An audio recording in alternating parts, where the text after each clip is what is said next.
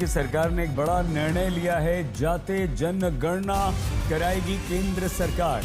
जातीय जनगणना पर मोदी सरकार का यह बड़ा निर्णय है। सरकार ने जातीय जनगणना कराने का निर्णय ले लिया है। कैबिनेट की बैठक में जातीय जनगणना कराने पर मुहर लग गई। अब से थोड़ी देर पहले कैबिनेट की बैठक हुई। उसके बाद प्रेस कॉन्फ्रेंस में मंत्री अश्विनी वैष्णव ने कहा कि मोदी सरकार जातीय जनगणना करवाएगी। उन्होंने कांग्रेस पर निशाना साधा। अश्विनी वैष्णव ने कहा कि कांग्रेस ने सिर्फ सर्वे के नाम पर देश को भ्रमित किया। सुनिए।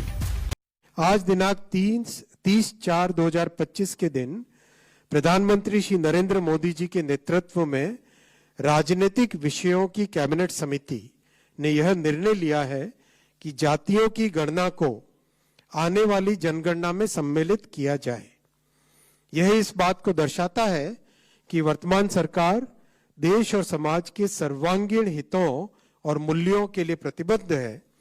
जैसे कि पहले भी जब समाज के गरीब वर्गों को 10% आरक्षण का प्रावधान किया गया, तब भी समाज के किसी घटक में तनाव उत्पन्न नहीं हुआ था। संजय झा, जेडीयू नेता हमारे साथ इस समय जुड़ चुके हैं। संजय जी, बिहार में तो हो चुकी है, आप तो इसमें आगे पहले ही निकल चुके हैं और अब केंद्र का प्रधानमंत्री नरेंद्र मोदी का, आपके सहयोगी का ये निर्णय कैसे देखते हैं आप इसे? नहीं, बहुत हम लोग धन्यवाद देते हैं एज ए पार्टी जेडीयू आदरणीय प्रधानमंत्री जी को। बड़ा ही ऐतिहासिक फैसला किया है और हम लोगों के नेता हमारे मुख्यमंत्री नीतीश कुमार जी काफी दिनों से इस बात को डिमांड भी रख रहे थे।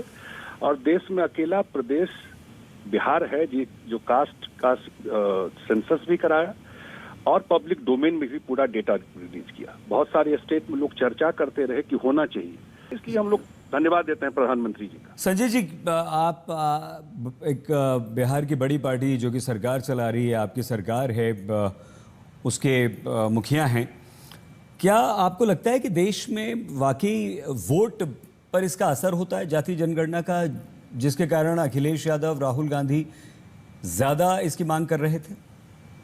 मुझे लगता है कि वोट पे तो कोई असर नहीं होता है, लेकिन जिन लोगों का नाम ले रहे हैं जी, इनको तो मौका मिला। कर्नाटक में सरकार है कांग्रेस की, जातीय गणना करवाई हुई है जैसा क्लेम करते हैं, पब्लिक डोमेन में क्यों नहीं रखते हैं? ये जो डिमांड कर रहे हैं 2011 में यूपीए सरकार ने किया था सोशियो इकोनॉमिक डेटा, क्यों नहीं पब्लिक डोमेन में रखा इन सारे चीजों को?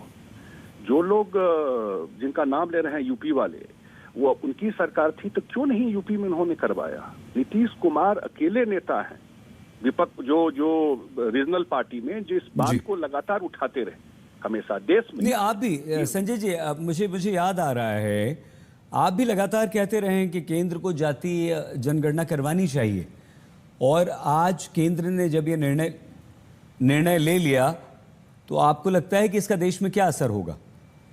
नहीं, ये तो कम से कम जो इतने 1931 के बाद हुआ नहीं कभी, तो मुझे लगता है कि ये ऐतिहासिक फैसला है। और एक बार कम से कम पूरा डेटा तो आना चाहिए ना कि भाई क्या, इसकी संख्या क्या है। तो ये एक बार डेटा आ जाएगा तो अच्छा बात है, और उसमें लोगों की आर्थिक स्थिति का भी अगर अंदाजा लगता है और उसमें जो सरकार कोई एक्शन ले सकती है उनका जीवन स्तर सुधार करने के लिए, तो करना चाहिए, अच्छी बात है ये। बहुत धन्यवाद संजय जी। Thank you. जेडीयू के कार्यकारी अध्यक्ष वरिष्ठ नेता संजय झा, जो ये भी कहते रहे हैं कि केंद्र सरकार को जातीय जनगणना करवानी चाहिए। आज वो इस निर्णय को ऐतिहासिक बता रहे हैं। तो अब नरेंद्र मोदी के नेतृत्व वाली केंद्र सरकार ने जातीय जनगणना कराने का निर्णय ले लिया। देश भर में शुरू होने वाली जनगणना के साथ भी अब यह आंकड़ा जुटाया जाएगा, जिसके तहत जनगणना के फॉर्म में ही जाति का कॉलम भी होगा।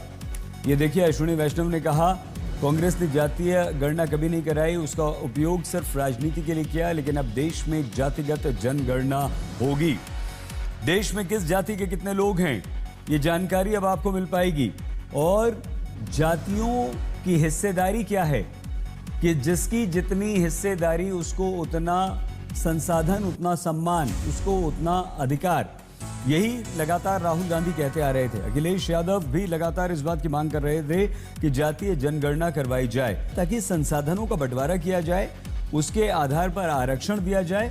पवन खेड़ा जी इस समय फोन लाइन पर हमारे साथ हैं। आपकी प्रतिक्रिया, केंद्र सरकार ने, पवन जी, ये निर्णय कर लिया है कि जातीय जनगणना हो रही है कि हमें एक तो सवाल ये है सरकार से कि ये हेडलाइन मैनेजमेंट है या वाकई आप जाति जनगणना के पक्ष में, अगर जाति जनगणना के पक्ष में हैं अचानक कैसे हो गए? इतने दिन तो आप राहुल जी पर आरोप लगा रहे थे कि साहब ये तो जातियों में बांट रहे हैं समाज को, तो अब क्या सरकार जातियों में बांटेगी समाज को? हम ये सरकार से जानना चाहते हैं। और हमें तो उन लोगों के ऊपर बड़ी दया आती है, कई लोग टीवी के एंकर्स भी हैं उसमें, जो आज तक राहुल जी पर आरोप लगाते थे कि जातियों में बांट रहे हैं, अब वो कहेंगे सरकार का मास्टर स्ट्रोक है। बड़ी आप लोगों के लिए बड़ी मुसीबत का समय आ गया।